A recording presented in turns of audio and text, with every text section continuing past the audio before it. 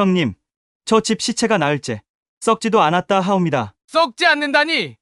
그건 귀신짓이 아니고 무엇이겠소? 밤마다 이상한 울음소리도 들린다 하더이다. 이런 흉흉한 때에 마을에 재앙이 드는 것은 아닌지 모르겠소. 그해 겨울 홍역이 돌았습니다. 굶고 병든 사람들이 쓰러져 가는 가운데 마을 끝 허물어진 초가집에선 노인의 시신이 나흘째 썩지 않았습니다. 마을 사람들은 두려움에 그 집 근처에도 가지 않았습니다. 귀신이 들었다는 소문만 퍼졌습니다. 그날 밤 초췌하고 누더기를 걸친 거지 처녀 하나가 그 집 마당을 지나가다 안으로 들어섰습니다. 굶주림에 지친 처녀는 상위에 놓인 식은 밥을 허겁지겁 먹었습니다. 그리고는 따뜻한 구들 한 줌 없이 싸늘한 시체 곁에 몸을 기대 잠들었습니다. 새벽녘 이상한 일이 벌어졌습니다. 죽은 줄 알았던 노인이 눈을 떴습니다. 그의 입가에선 희미한 숨결이 새어나왔고 얼굴에는 기운이 돌기 시작했습니다. 처녀의 체온이 얼어붙은 생명의 온기를 불어넣은 것입니다. 해가 뜨자 노인은 자리에서 일어났고 마을은 발칵 뒤집혔습니다. 죽었던 자가 살아났다는 소식에 모두가 달려와 그 광경을 목격했습니다. 사람들은 거지 처녀를 두려움 반 경이로움 반으로 바라보았습니다.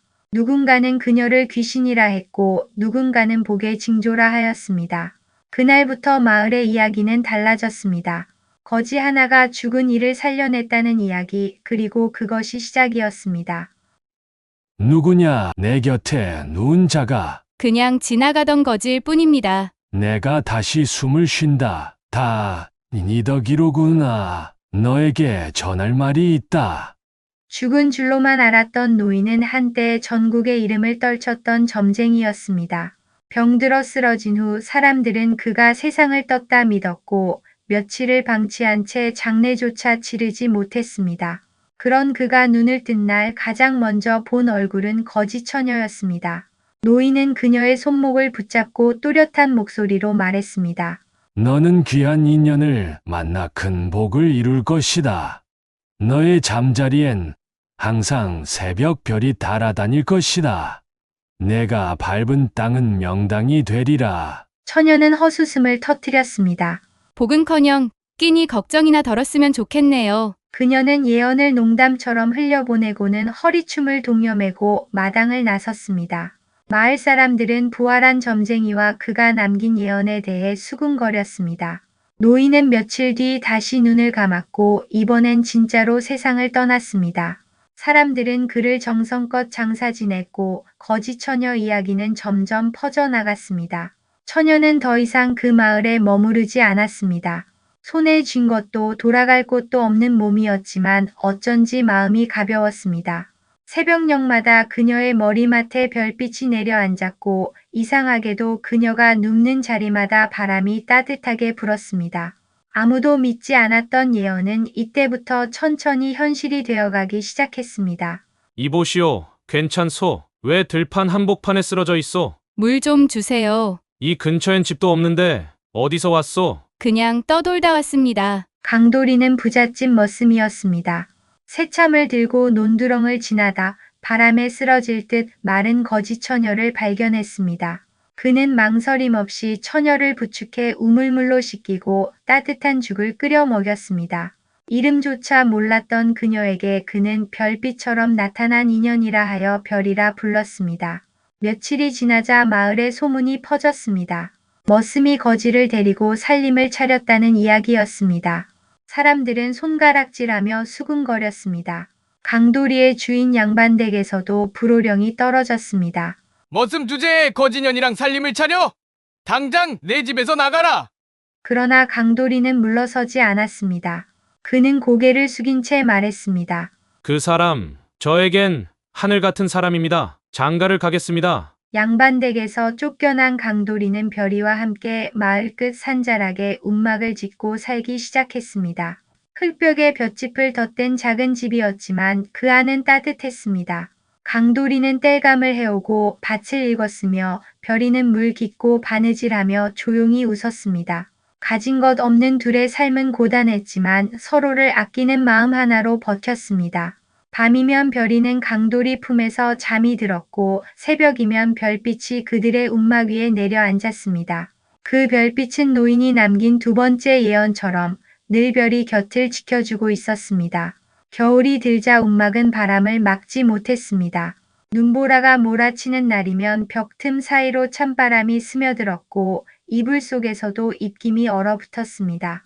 그 추운 계절 속에 별이의 배가 서서히 불러왔습니다. 강돌이는 움막을 허물고 새로 집을 짓기로 결심했습니다. 집과 흙, 나무를 모아 손수구두를 놓고 처마를 얹었습니다. 집이 완성된 그날 밤 별이는 손을 뻗어 마당의 땅을 어루만졌습니다. 기운이 다르다 느껴졌습니다. 숨이 고요하게 들고 났고 별빛은 여느 때보다 오래 머물렀습니다. 예전에 노인이 말했던 세 번째 예언, 내가 밟은 땅은 명당이 되리라는 말이 떠올랐습니다. 얼마 지나지 않아 마을에 큰 불이 났습니다. 인근 양반댁 세 곳이 화염에 휩싸여 재로 변했고 피난을 나선 사람들은 길을 헤매다 강돌이의 집으로 찾아왔습니다. 움막터에 지은 집은 마치 불길이 비켜간 듯 멀쩡했습니다. 불이 스친 자리에 남은 집은 그 하나뿐이었습니다. 강돌이는 기꺼이 이재민들을 받아들였습니다. 따뜻한 방 한 칸을 내주고 땔감과 밥을 나누었습니다. 사람들은 고개를 숙이며 감사를 표했고 그때서야 마을 사람들은 머슴과 거지를 다르게 보기 시작했습니다. 명당이라는 소문은 입에서 입으로 퍼졌습니다. 집터에서 솟는 샘물은 여느 우물보다 깊고 맑았으며 바람은 겨울에도 따뜻하게 불어들었습니다. 햇살은 지붕을 비껴가지 않고 정확히 마당을 덮었습니다. 별이가 앉아있는 자리마다 기운이 맑고 편안하다는 말이 나돌기 시작했습니다. 사람들은 더는 그들을 조롱하지 않았습니다. 오히려 터 한 자락을 나눠받고 싶다며 땅값을 묻기 시작했습니다. 하지만 강돌이는 웃으며 고개를 저었습니다. 이 땅은 별이가 처음 잠든 자리이며 하늘이 내려준 복이라 여겼기 때문입니다. 그 집은 점차 마을의 중심이 되어갔습니다. 그리고 모두가 모르게 전설은 거기서 시작되고 있었습니다. 장날 아침 별이는 장터에 나가 쌀과 천을 사고 있었습니다. 그때 한 노파가 그녀를 스쳐 지나가다 걸음을 멈추고 돌아보았습니다. 노파는 한참을 별이의 얼굴을 바라보다가 입술을 떨며 무언가를 중얼거렸습니다. 그녀의 눈빛은 놀람과 회한으로 가득 차 있었습니다. 노파는 예전 공씨 집안의 유모였습니다. 수십 년 전 전란 속에서 공씨 가문의 손녀가 실종된 사건이 있었습니다. 별이의 눈매와 귓불, 미간의 점까지 모두 잃어버린 그 손녀와 닮아 있었습니다. 노파는 별이를 따라가며 사람들에게 말했습니다. 그 아이는 분명히 공씨 집안의 핏줄이라고 했습니다.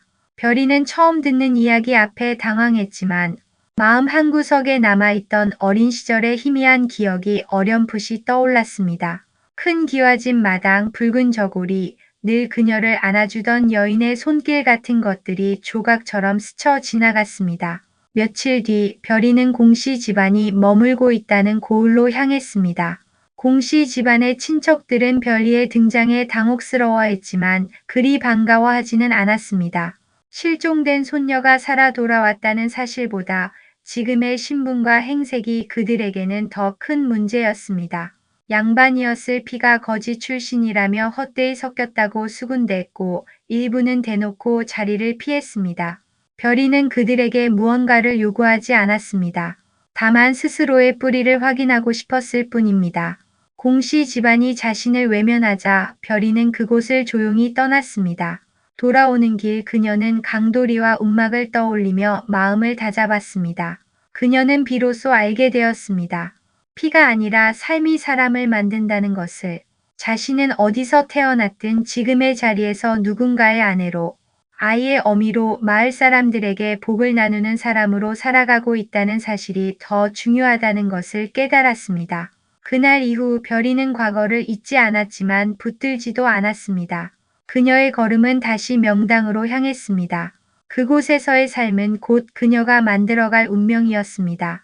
산자락 명당에서의 삶은 강돌이와 별이를 조금씩 바꾸어 놓았습니다. 움막을 짓던 소는 이제 논두렁을 고르고 강에서 돌을 날라 집터를 닦았습니다. 별이는 그가 다녀온 자리마다 물길을 확인하고 바람을 살피며 그 땅의 기운을 짚었습니다. 두 사람은 눈에 보이지 않는 흐름을 믿고 땀 흘리며 땅을 일구었습니다. 강도리는 마을에서 천안머슴이라 불렸던 사람이었습니다. 그러나 그가 한 사람씩 도우며 품앗이를 시작하자 사람들의 눈이 바뀌기 시작했습니다. 가뭄이 들어도 강도린의 우물은 마르지 않았고 그의 노는 늘 수확이 좋았습니다. 일할 곳 없는 젊은이들이 그를 찾아와 논을 함께 일구었고 강도리는 품삯을 나눠주며 일을 가르쳤습니다. 별이는 그런 강도리 곁에서 마을의 지형을 살피며 조용히 말을 보탰습니다. 이 자리에 길을 내면 물이 고이지 않는다. 저 언덕 아래 집을 지으면 병이 들지 않는다. 처음엔 우연이라 여긴 마을 사람들도 시간이 지날수록 별이의 말에 귀를 기울이기 시작했습니다. 머지않아 사람들은 중요한 결정을 앞두고 강도리를 먼저 찾아가 조언을 구했습니다. 누구네 소가 병들면 별이가 물맛을 받고 누구네 자식이 병석에 누우면 별이의 손길을 바랐습니다. 강도리와 별이의 집은 점차 마을의 중심이 되었습니다. 도움을 받는 이들은 떡이며 쌀을 들고 찾아왔고 그들의 손길로 집 주변에는 울타리가 생기고 나무가 심어졌습니다. 한때 머슴이라 조롱받던 강도리는 이제 마을의 어른이라 불렸습니다. 양반도 상놈도 없이 그가 먼저 나서서 밥을 나누고 일을 도왔으며 누구보다 부지런히 땅을 돌보았습니다. 별이는 그 곁에서 말없이 뒷산에 돌 하나, 나무 하나에도 숨결을 불어넣었습니다. 그들의 삶은 특별한 일이 없어도 빛났습니다. 사람과 땅, 바람과 별이 어우러진 자리에서 두 사람은 마을을 다시 짓고 있었습니다. 강도리의 친정은 본디 가난한 머슴 집안이었습니다. 형편은 나아지지 않았고 부모는 여전히 남의 땅을 빌려 하루 품을 팔며 연명하고 있었습니다. 다른 자식들은 떠났고 남은 건 늙은 부모와 무너져가는 초가 한 채뿐이었습니다. 세월은 빠르게 부모의 등을 구부리게 했고 손은 갈라지고 눈은 흐려졌습니다. 강도리는 부모를 잊지 않았습니다. 곡식이 생기면 한 섬씩 나누어 보내고 마을 장날이면 찾아가 손수 장작을 지고 갔습니다. 그러나 늙은 부모는 자식에게 폐가 될까 두려워 말을 아꼈고 오히려 얼굴을 마주하기를 꺼렸습니다.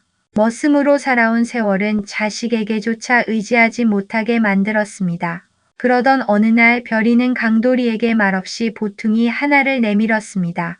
그 안에는 묵은 천과 수저 그리고 작은 비녀가 담겨 있었습니다. 그녀는 직접 명당의 한 자리를 골라 손수터를 닦고 집을 지어 시부모를 모시기로 결심했습니다. 강도리는 한마디 말 없이 그 결정을 따랐습니다. 시부모가 명당 자리에 들어온 첫날 바람이 부드럽게 불었고 오래 아프던 무릎 통증이 누그러졌습니다. 밤에는 따뜻한 기운이 마루 밑을 감돌았고 아침이면 새들이 처마 밑을 맴돌았습니다. 집 앞 텃밭에 심은 무와 배추는 쑥쑥 자랐고 말라가던 얼굴엔 혈색이 돌았습니다. 마을 사람들은 놀라워했습니다. 거지 며느리가 지어준 집에서 시부모가 다시 웃기 시작했다고 수군거렸습니다. 얼마 안 가 소문은 장터에 퍼졌고 며느리가 복덩이라는 말이 마을을 넘어 고을까지 번졌습니다. 강도리의 부모는 더 이상 숨지 않았습니다. 며느리에게 등을 맡기고 며느리의 밥을 먹으며 처음으로 편안한 늙은 날을 보냈습니다. 그들이 머슴이었던 시절은 저 멀리 희미해졌고 지금은 복의 중심에 앉아 햇살을 누리고 있었습니다. 그 명당 집은 곧 복 터진 집이라 불렸고 별이는 사람 하나, 땅 한 자락을 다시 살려내고 있었습니다. 별이와 강도리의 집터가 명당으로 소문나자 그것을 시샘하는 이들이 생기기 시작했습니다. 그 중에서도 가장 노골적인 이는 과거 강도리를 머슴으로 부리던 옛 양반댁 주인이었습니다. 머슴 주제가 감히 천안 핏줄이 어디서 나대는 거야? 그는 집이 불타고 재산을 잃은 뒤 몰락하여 자존심마저 무너졌지만 마음 한구석엔 여전히 강도리를 얕보는 기색이 남아 있었습니다. 어느 날 그는 사람들을 앞세워 별이의 땅 경계의 깃발을 꽂게 했습니다. 그는 이 땅이 본래 자기 조상대에서 쓰던 터라며 강도리가 몰래 점유한 것이라 주장했습니다. 석가래며 우물자리를 두고도 자신의 기억이 맞다고 우겼습니다. 땅 문서도 없던 시절 말이 곧 힘이었고 새치혀가 재산을 좌우하던 때였습니다. 마을 사람들은 동요했습니다. 그 양반은 비록 몰락했지만 한때 권세를 누렸던 이였고 말발이 셌습니다. 일부는 강도리가 진짜 무단으로 터를 차지한 것이 아닌가 의심하기도 했습니다. 소문은 퍼졌고 눈초리는 날카로워졌습니다. 별이는 흔들리지 않았습니다. 그녀는 조용히 마을 어귀의 노인들을 찾아가 과거 이 땅에 얽힌 이야기를 들었습니다. 누구의 소 밧줄이 묶였고 어느 집의 담장이 어디까지 이어졌는지 기억을 이어 맞추었습니다. 그리고 이웃들이 움막을 함께 지어준 이야기, 강도리가 물길을 트고 논을 일군 과정을 한데 엮어냈습니다. 그녀는 이 모든 사실을 마을 어른들 앞에서 또렷이 정리해내었습니다. 정해진 재판은 없었지만 모두가 지켜보는 가운데 사실을 밝히는 자리가 열렸습니다. 별이는 꾀와 입담으로 터를 지킨 사연과 그동안 나눈 도움을 하나하나 꺼내 놓았습니다. 결국 그 못된 양반의 주장은 힘을 잃었습니다. 땅은 지켜졌고 마을 사람들 또한 별이의 진심과 지혜에 다시금 고개를 숙였습니다. 머슴과 거지라 불리던 부부는 이제 정의를 지켜낸 이로 존경받게 되었습니다. 그날 이후 그 땅은 단지 명당이 아닌 사람의 품이 깃든 자리라 불리게 되었습니다. 탐욕은 물러났고 별이는 다시 맑은 새벽의 기운 속으로 걸어 들어갔습니다. 세월은 고요하게 흘러갔습니다. 명당의 집에는 아이들 웃음소리가 끊이지 않았고 품앗이로 모인 이웃들의 손길은 마을을 살찌웠습니다. 별이는 마을을 걷는 것만으로도 땅의 숨결을 느꼈고 그 숨결에 따라 꽃이 피고 샘이 솟았습니다. 사람들은 그녀를 사람의 옷을 입은 산신이라 부르며 공경했습니다. 그러나 자연의 순리는 누구에게나 공평하였습니다. 어느 해 늦가을 별이는 서서히 기운을 잃기 시작했습니다. 얼굴에 핏기가 사라지고 손끝이 자주 떨렸습니다. 처음엔 병을 숨겼지만 바람이 차가워질 무렵 더는 몸을 가누지 못하게 되었습니다. 별이는 조용히 자리에 눕고 눈을 감은 채 오래도록 산자락을 바라보았습니다. 사람들은 매일같이 집 앞을 지켰고 아이들은 울음을 터뜨렸습니다. 강도리는 날이 저물어도 그녀 곁을 떠나지 않았습니다. 움막을 짓던 그 손으로 별이의 이마를 어루만지며 지난 시간을 되새겼습니다. 별이는 마지막 힘을 내어 자신이 묻힐 자리를 가리켰습니다. 마을이 내려다 보이는 뒷산 자락, 바람이 부드럽고 햇살이 오래 머무는 곳이었습니다. 그녀는 그 자리가 마지막 명당이라 말하며 그곳에 묻히고 싶다고 했습니다. 강도리는 무너지는 가슴을 안고 그 자리에 작은 묘를 세웠습니다. 흙을 덮고 돌을 올리고 묘비에 별이의 자리라 새겼습니다. 장례를 치른 그날 밤 묘 위로 은빛 별빛이 내려앉았습니다. 마을 사람들은 숨을 죽이고 그 빛을 바라보았습니다. 다음 해 마을에는 풍년이 들었습니다. 우물은 마르지 않았고 병든 이도 일어섰습니다. 사람들이 말하길 별이의 기운이 묘를 타고 마을을 감쌌다고 했습니다. 묘는 단순한 무덤이 아니라 복이 뿌리내린 자리로 여겨지기 시작했습니다. 별이는 비로소 자신이 남긴 마지막 별빛 속에서 마을과 함께 살아가고 있었습니다. 별이가 떠난 지 수십 년이 흐른 뒤에도 그녀의 이야기는 마을에서 잊히지 않았습니다. 뒷산의 작은 묘는 사람들이 부르는 이름을 얻었습니다.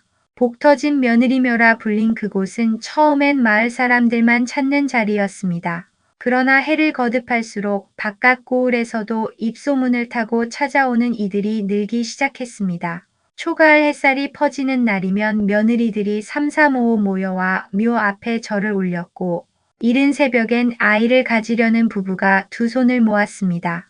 장사를 준비하는 이들은 흙 한 줌을 떠가 행운을 빌었고 병든 이를 둔 가족은 묘 옆 바위에 기대어 밤을 지새웠습니다. 묘에서 뻗은 기운이 다정하게 마을을 감싸고 있었습니다. 후손들은 해마다 별이가 눈을 감은 날이면 정갈한 음식을 마련해 묘 앞에 올렸습니다. 집안 어른은 아이들에게 별이의 이야기를 들려주었습니다. 거지로 나타나 병든 이를 살리고 머슴과 짝을 이루어 마을을 일으키고 명당을 알아보며 복을 뿌린 여인이 있었다는 이야기였습니다. 이야기는 세월 따라 조금씩 모양을 달리하며 퍼져갔습니다. 어떤 이는 별이가 신선의 딸이었다고 했고 어떤 이는 별빛이 인간의 몸을 빌려온 것이라 믿었습니다. 그러나 모든 이야기 속에 공통으로 남은 것은 그녀가 한낱거지였으나 누구보다 고귀한 삶을 살았다는 점이었습니다. 묘 앞에 심어둔 나무는 수십 년을 자라 우거진 그늘을 만들었습니다. 바람은 늘 고요히 불었고 새들은 그 자리에 집을 틀었습니다. 마을은 더는 가난하지 않았으며 품앗이의 전통은 후손들 속에서도 살아 있었습니다. 사람들은 해마다 그날이면 묘 앞에 모여 작은 잔치를 열었습니다. 강도리와 별리의 삶을 기리고 서로에게 손을 내밀며 살아온 세월을 되새겼습니다. 땅은 여전히 숨쉬고 있었고 별이는 전설이 되어 모두의 마음속에 살아 있었습니다.